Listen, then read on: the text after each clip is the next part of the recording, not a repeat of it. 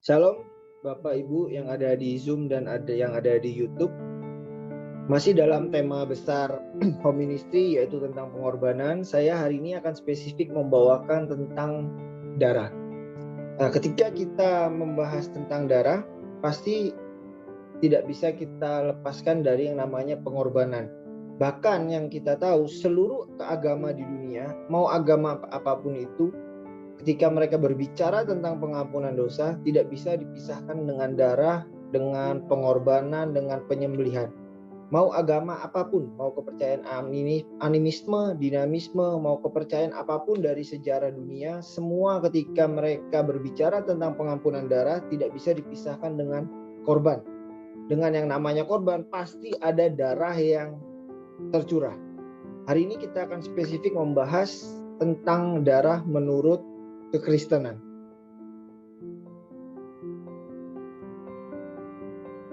Nah, sebelum masuk ke dalam darah, dan nanti di akhir kita akan membahas tentang darah Yesus, sebelum masuk kita akan membahas dulu pertama kali darah tercurah di dalam Alkitab. Ini pertama kali adalah di dalam Kejadian 3 ayat 21. Kita semua sudah hafal cerita ini. Ketika Adam dan Hawa jatuh ke dalam dosa, mereka menjauh dari Tuhan dan mereka membuat pakaian dari daun, dan Tuhan tidak berkenan dengan itu. Tapi saking baiknya Tuhan membuat sebuah pakaian dari kulit binatang. Kita bisa baca di Kejadian 3 ayat 21. Dan itu kulit binatang itu berguna untuk menutupi ketelanjangan Adam dan Hawa. Aplikasinya bagi hidup kita apa? Ketika Yesus sang pengorbanan sejati itu, dia mengucurkan darahnya di kayu salib dan itu menutupi ketelanjangan kita. Pada saat kejadian Adam, Tuhan mengorbankan seekor binatang dan memakai kulitnya untuk menutupi ketelanjangan mereka, untuk menutupi dosa mereka. Tetapi di dalam kehidupan sekarang, Yesuslah yang menjadi pengorbanan sejati bagi kita dan dialah yang menutupi ketelanjangan kita. Jadi mulai dari manusia jatuh ke dalam dosa, itu sudah sangat jelas sekali perlu korban atau perlu darah tercurah untuk menutupi ketelanjangan manusia. Sekarang kita akan masuk ke poin berikutnya. Mengapa darah? Poin pertama adalah karena pengampunan dosa itu selalu identik dengan penumpahan darah. Di Ibrani 9 ayat 22, dan hampir segala sesuatu disucikan menurut hukum Taurat dengan darah. Dan tanpa penumpahan darah tidak ada pengampunan dosa.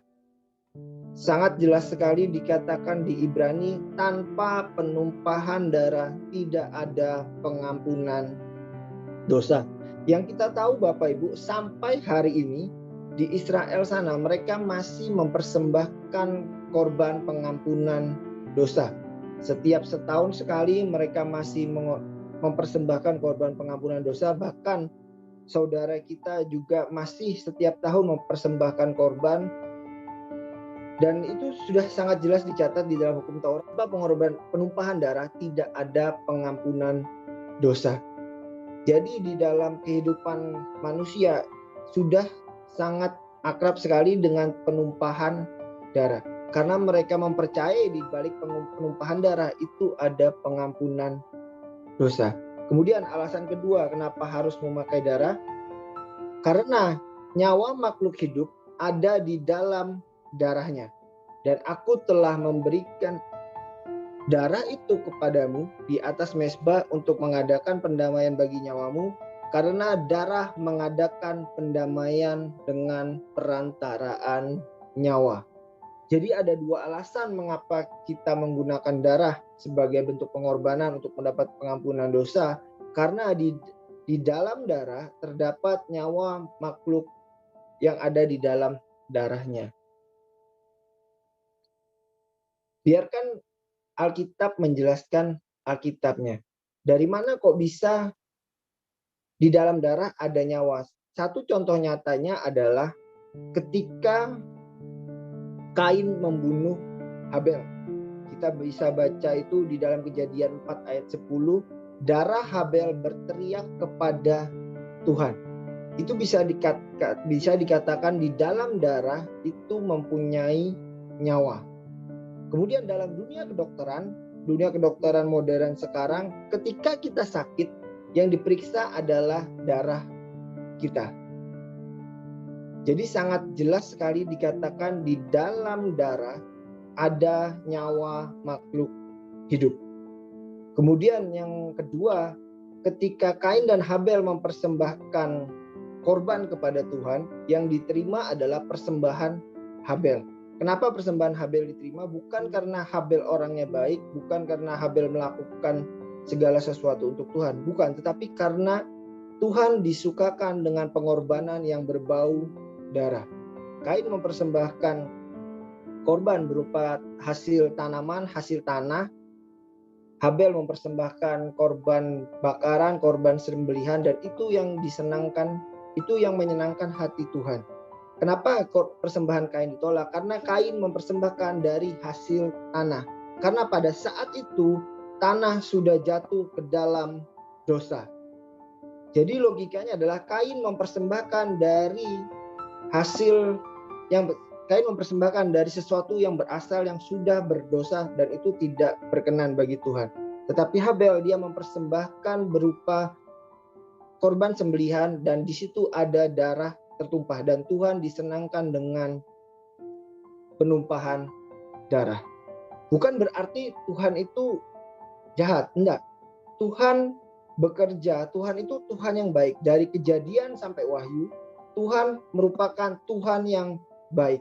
Saya dulu bingung, kenapa kok Tuhan ini di dalam Perjanjian Lama isinya membunuh, membinasakan, menyuruh bangsa Israel berperang. Sedangkan Tuhan di dalam Perjanjian Baru kita digambarkan Tuhan yang baik, Tuhan yang penuh dengan anugerah.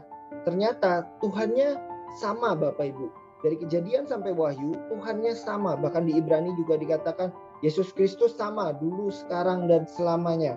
Yang berbeda adalah perjanjiannya.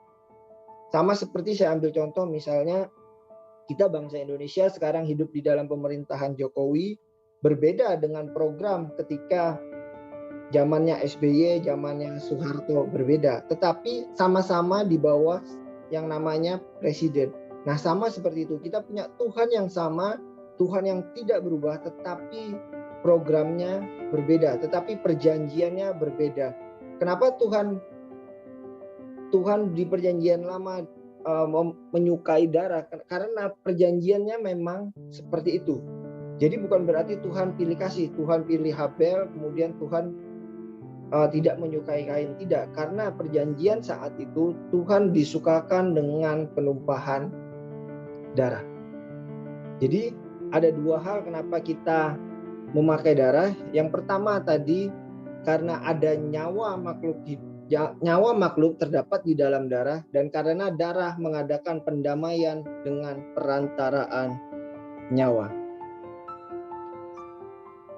Kemudian ini yang menurut saya sedikit membingungkan Bapak Ibu. Tuhan di Perjanjian Lama melarang kita untuk memakan darah. Tetapi Yesus menyuruh kita untuk meminum darahnya. Kita baca di Yohanes 6 ayat 53 sampai 56. Maka kata Yesus kepada mereka, Aku berkata kepadamu, sesungguhnya jikalau kamu tidak makan daging anak manusia dan minum darahnya, kamu tidak mempunyai hidup di dalam dirimu. Barang siapa makan dagingku dan minum darahku, ia mempunyai hidup yang kekal, dan aku akan membangkitkan diri pada akhir zaman. Sebab dagingku adalah benar-benar makanan dan darahku adalah benar-benar minuman. Barang siapa makan dagingku dan minum darahku, ia tinggal di dalam aku dan aku di dalam dia. Tapi setelah saya merenungkan, saya mendapat suatu pewahyuan yang seperti ini Bapak Ibu. Tadi dikatakan di dalam darah ada nyawa. Dan Yesus menyuruh kita meminum darahnya. Apa yang Yesus mau? Yesus mau supaya nyawa Yesus itu masuk ke dalam kita. Kita mengangkat anggur, kita mengadakan perjamuan kudus, kita memakan roti dan mengangkat anggur, kita mengimani bahwa anggur ini adalah darah Yesus. Dengan kita mengimani anggur ini adalah darah Yesus, kita sedang memasukkan nyawa Yesus ke dalam diri kita. Karena di Yohanes dikatakan, barang siapa makan dagingku dan minum darahku, ia mempunyai hidup yang kekal. Sudah sangat jelas dikatakan ketika kita minum darah Yesus, kita mempunyai hidup yang kekal dan akan membangkitkan kita pada akhir zaman. Itulah pentingnya darah. Tidak cukup sampai di situ, ketika kita minum darah Yesus, Yesus sendiri yang berjanji, ia akan tinggal di dalam aku dan aku di dalam dia. Inilah luar biasanya kekristenan, Bapak Ibu. Kekristenan Tuhan kita bukan Tuhan yang jauh, bukan Tuhan yang ketika kita berdoa, ketika kita mau datang kepada Dia, kita harus dalam kondisi formalitas, sama seperti kita misalnya mau ketemu dengan pejabat. Enggak. Tuhan di dalam kekristenan itu Tuhan yang dekat, yaitu Ia tinggal di dalam kita dan kita di dalam Dia. Wow, ini sangat luar biasa ketika kita membahas darah ini. Karena coba bayangkan, manusia itu tidak bisa hidup tanpa darah. Semua fungsi organ tubuh manusia itu semua dikontrol oleh darah. Bayangkan Bapak Ibu, ada percobaan simpel aja. Misalnya ujung jari Bapak Ibu, coba lilitkan benang. Lilitkan benang sampai sangat ketat. Lama-lama bagian ujung jari Bapak Ibu yang tidak dialiri darah itu akan lama-lama akan membiru, dan jika dibiarkan berhari-hari maka jaringannya akan mati. Nah, sama seperti itulah kehidupan rohani kita. Kalau kita tidak menyadari darah Yesus, maka kehidupan rohani kita akan mati. Itulah pentingnya Yesus juga menyarankan lakukan perjamuan kudus. Itu tidak ada yang salah sih dengan melakukan perjamuan kudus, tapi yang penting adalah esensinya. Ketika kita menyadari kita meminum darah Yesus, maka itu yang akan membangkitkan kerohanian kita, dan itu yang akan memberikan hidup di dalam kerohanian kita. Dan yang terakhir, ini yang bagi saya ayat yang begitu menguatkan saya, dan karena kehendaknya inilah kita telah dikuduskan satu kali untuk selama-lamanya oleh persembahan tubuh Yesus Kristus, di Ibrani 10 ayat 10. Jadi Bapak Ibu, inilah kabar baik, inilah anugerah Tuhan, kita dikuduskan satu kali untuk selama-lamanya. Jadi jangan pernah lagi merasa, oh aku nggak layak, aku nggak bisa bertemu Tuhan, aku nggak bisa memperoleh keselamatan. Jangan pernah merasa seperti itu lagi Bapak Ibu. Karena Yesus sudah sangat jelas mengatakan kita dikuduskan satu kali untuk selama-lamanya. Jadi dari hari ini kita bisa mengambil 3 kesimpulan. Yang pertama, di dalam darah itu ada nyawa. Kemudian yang kedua, kita meminum darah Yesus sehingga kita bisa memasukkan nyawa Yesus ke dalam kehidupan kita dan Dia hidup di dalam kita. Dan yang terakhir, kita dikuduskan satu kali untuk selama-lamanya. Mungkin ada Bapak Ibu yang di sini bingung, kalau gitu enak dong, kita bisa berbuat dosa, kita bisa berbuat semaunya. Enggak Bapak Ibu. Ketika kita menyadari Yesus hidup di dalam kita, kita bisa berkata tidak untuk dosa. Mungkin ada yang bertanya, apakah orang yang percaya Yesus bisa berbuat dosa? Jawabannya iya. Tetapi ketika kita menyadari Yesus di dalam kita, kita bisa berkata tidak untuk dosa. Sama seperti ini, misalnya kita sudah mandi. Kita misalnya sudah mandi, kita mau bersiap jalan-jalan keluar, di depan kita ada kubangan. Kubangan itu kayak comberan misalnya. Pertanyaannya adalah, apakah kita secara sadar akan menceburkan diri ke dalam kubangan tersebut? Pasti jawabannya tidak. Nah, sama seperti kehidupan kita, ketika kita sudah dibenarkan, kita ditebus satu kali untuk selamanya, apakah kita akan secara sadar akan melakukan dosa? Saya percaya ketika di dalam kita menyadari bahwa Kristus hidup di dalam kita dan di dalam diri kita ada darah Yesus yang mengalir, saya yakin dan percaya kita bisa berkata tidak untuk dosa.